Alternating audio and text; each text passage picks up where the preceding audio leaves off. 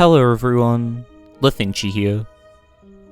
Today, we'll be exploring quite an outlandish scenario where people migrate to the icy shores of Antarctica and the continent develops a native population.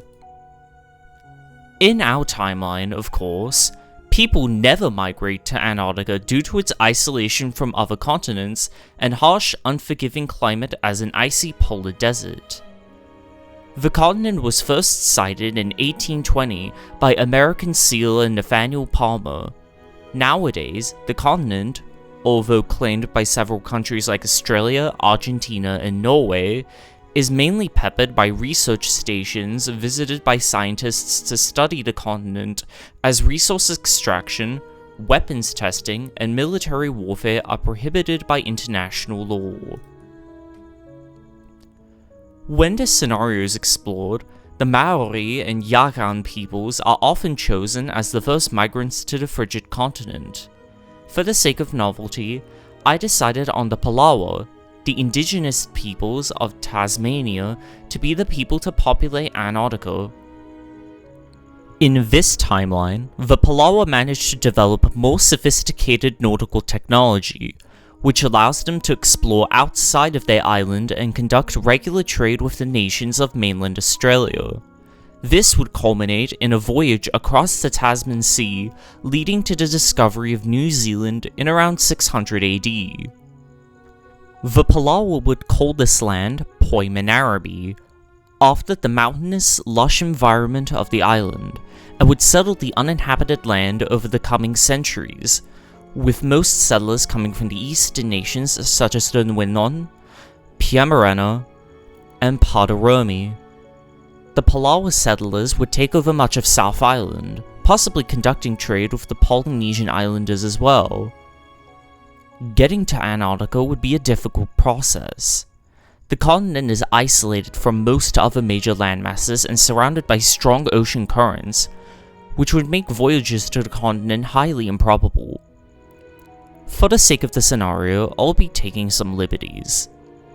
In this timeline, the Palawa of South Island stumble across Antarctica in a few recurring waves around 900 AD, with at least 100 to 200 people ending up on the continent. The ocean currents would likely toss Palawan boats to around the Ross Sea area, near where McMurdo Station would be.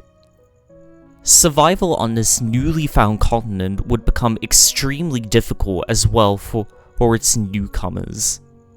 And it is extremely likely that Palawa presence on Antarctica would be short-lived, but I have faith in the resilience of our new settlers. The Palawa would have access to an abundance of penguins, seals, and sea lions on the continent to hunt for food. The skins of these animals would be used to make clothing to protect against the cold climate, and their bones would be used to fashion tools such as spears, clubs, or picks to further aid in hunting. These bones and skins could be used to make tents, similar to the Inuit tupik for residence, or to make small boats similar to the umiak of which to survey the coastline and hunt fish. Whales, which live all around the Antarctic coast, would become a major element of life for the Palawa of Antarctica, with more meat, skins, and bones to help maintain and grow these early communities. Early whaling would also grant access to a large supply of blubber as another form of nourishment and, due to its flammability, a potential source of fire and illumination, possibly ignited by pebbles or flint from Antarctica's rocky shores. Due to the continent's location on the South Pole, the Palawa of Antarctica would experience longer polar days and nights that would last for months on end. This would majorly affect the sleep patterns and daily routine of the Antarctica's Palawa population, possibly taking shorter but consistent 6-hour periods of rest. This could lead to the development of ice block housing similar to the Inuit igloo to further effectively block out sunlight during rest. The Palawa would maintain a migratory lifestyle. Moving around the land they would name Burrangkwagnutenna, roughly translating to place of the dead moon for its polar days, as to not overhunt so certain populations of penguins, seals, and seabirds, and thus allowing for a more sustainable relationship between people and the Antarctic environment. Over the centuries, the Palawa would gradually take over the coastal regions of the continent, causing them to diverge into around a dozen nations of around 150 to 200 people each, with slightly distinct languages. Due to its location further away from the South Pole, the Antarctic Peninsula would have a slightly higher population and population density compared to the rest of the continent. In regards of the Peninsula Palawa expanding into the Scotia Arc, it would be about as hard as the journey from New Zealand to Burrangkwagnutenna. But if they use the ocean currents to their advantage, I could see them reaching many of these islands, theoretically making contact with the Yaghan people of Tierra del Fuego, where they could trade for driftwood that would certainly make its way to mainland Burrangkwagnutenna. Before looking into the history of the Antarctic Palawa's contact with Europeans, let's circle back to Tasmania. Having made it to New Zealand, the Tasmanian Palawa, regularly conducting trade with mainland Australia, would be more technologically advanced and generally up to par with mainland Aboriginal nations and possibly some of Polynesia. This would give the Palawa a better chance of faring better during the Black War between British settlers. Thus, the near extinction of the Aboriginal Tasmanians would be prevented to a certain extent. To spice up this timeline further, I've also combined this timeline with a previous scenario I did at the start of the year, where the Castle Hill Rebellion of 1804 succeeds, and as a result, Ireland and other nations like France end up colonizing Australia. In this timeline, there is a much more substantial low Saxon settler population due to colonial investment from Hanover. When Queen Victoria ascends the throne in 1837, King Ernest Augustus would sever the North German state from the British sphere and press his claims on Tasmania, at this point called Augusta by Hanoverians, making Tasmania an official colony of Hanover. The Low Saxons, along with later Frisian, Sorbian, and other German settlers, would likely get into conflict with the Palawa through minor conflicts, purchases, and treaties, especially as, with the annexation of Hanover into Prussia in 1866, its government would be forced into relocating to Tasmania, further leaving the indigenous inhabitants marginalized. Today, the Palawa would likely be more populous with slightly greater control and self-determination over their own lands.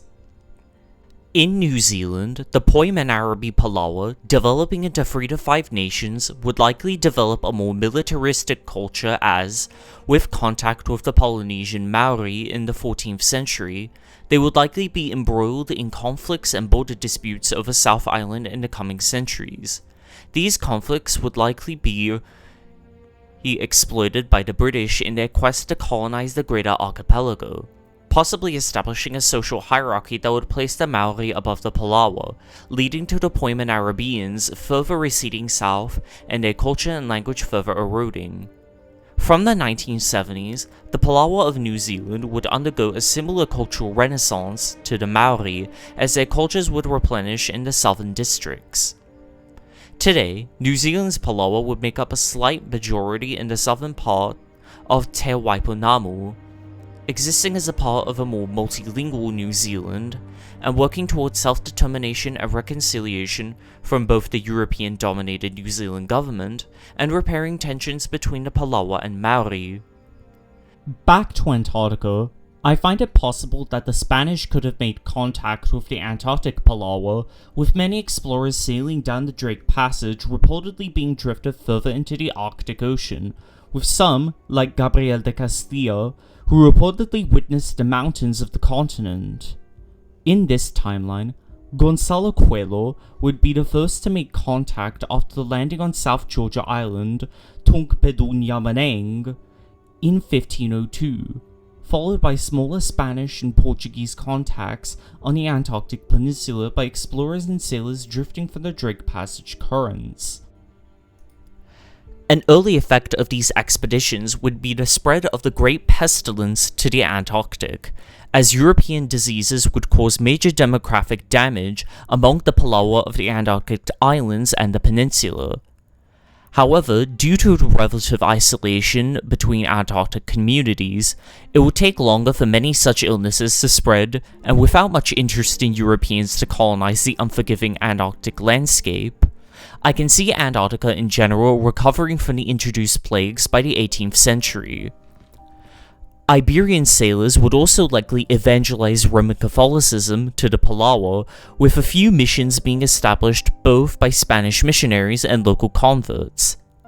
This faith would gradually spread throughout the continent, syncretizing with local dreaming beliefs that would only spread with greater exploration of Antarctica in the 19th century. With Christianity, the Latin script would also be introduced. Due to relative isolation, it could develop into a new Burrangkwagnutenna script, which would be carved into whale bones as a means of recording local history and myths, and to record trade deals, business transactions, and contracts. Some amount of trade would also occur between Spain and the Palawa, with the Spanish buying whale oil and blubber in exchange for European foodstuffs and dogs, which could be selectively bred for the colder climate as a source of wool, food, and to aid in hunting and hauling goods. Trade with the Palawa would accelerate in the 19th century as explorers from European, American, and Australian sailors and whalers would begin exploring more of the continent. To gain more revenue and protection, the nations of Burrangkwagnutenna would sell whaling rights to certain countries along with protection, especially with Australia, who, due to the Castle Hill Rebellion succeeding in this timeline, would be replaced by the Irish settler state of Hibernia due to their relative proximity. The greater height of foreign interference in Antarctic geopolitics by Western powers would likely be a main driver of the unification of the continent. Due to the relative scarcity of resources and harsh nature of the continent, I would assume that the Burrangkwagnutenna Palawa would generally have a more peaceful culture, seeing it as more beneficial to collaborate for survival instead of fighting for resources. So, I can see a peaceful confederation of the continent, but there could be some conflict around which countries Burrangkwagnutenna align themselves with. The new confederation would be mainly aligned with Hibernia in this timeline, with Irish Gaelic being used as a lingua franca between nations. In exchange for whaling rights, Burrangkwagnutenna would import resources and technology from Hibernia to improve general quality of life. The reliable importation of wool and phosphorus would provide an alternative fuel source and allow for the construction of more sophisticated structures and boats, alongside animal-powered sleds to allow faster travel of the continent. Foreign vegetables, especially potatoes and onions, would become popularly imported foods. This obviously would create an uneven power dynamic between Hibernia and Burrangkwagnutenna, as Hibernia could leverage these exports against the nation in order to get the Palawa to agree to any deals that benefit them. Expeditions into Antarctica would still happen, aided by local scouts and sledders to aid in the exploration of Antarctica's interior. In the 20th century, Burrangkwagnutenna would remain out of the way of the World Wars and the Cold War, while opening up to trade from other countries like Argentina, Gran Lapiniya, French Australia, and Madagascar, aiding in further modernization, such as the introduction of greenhouse structures to facilitate a small agricultural sector. During the late 20th century, global warming would become a more pressing issue, with the nation being one of the most vulnerable to glacial mass loss. This would cause Burrangkwagnutenna to become a major advocate for climate change policy and greenhouse gas reduction internationally. This would be strengthened in the 1990s as Burrangkwagnutenna would begin implementing solar power cells as a clean, renewable way of providing energy. Due to the large amount of land vacant of native flora and fauna in the continent's interior and its significantly longer days, Antarctica would be an optimal candidate for the implementation of this technology, especially as solar cells and batteries would become significantly cheaper in the 2010s and 2020s, making Burrangkwagnutenna a leader in solar power production and one of the few countries to achieve net zero emissions. Today, Burrangkwagnutenna remains a developing, relatively isolated economy, with solar energy, tourism, and fishing being major industries of the Antarctic continent. The Confederation maintains close ties with Hibernia, while also being politically and economically close to other nations of the Southern Hemisphere, such as Argentina, South Africa, Hanover, Augusta, and New Zealand, with the last two being especially close due to having shared Palawa heritage. These nations and more run jointly controlled research stations on the continent in order to study the continent. While Roman Catholicism remains a prominent religion within the continent due to Iberian and Hibernian missionary work, traditional dreaming beliefs have undergone a resurgence since the mid-20th century, now comprising a plurality of the population. Here is the final product.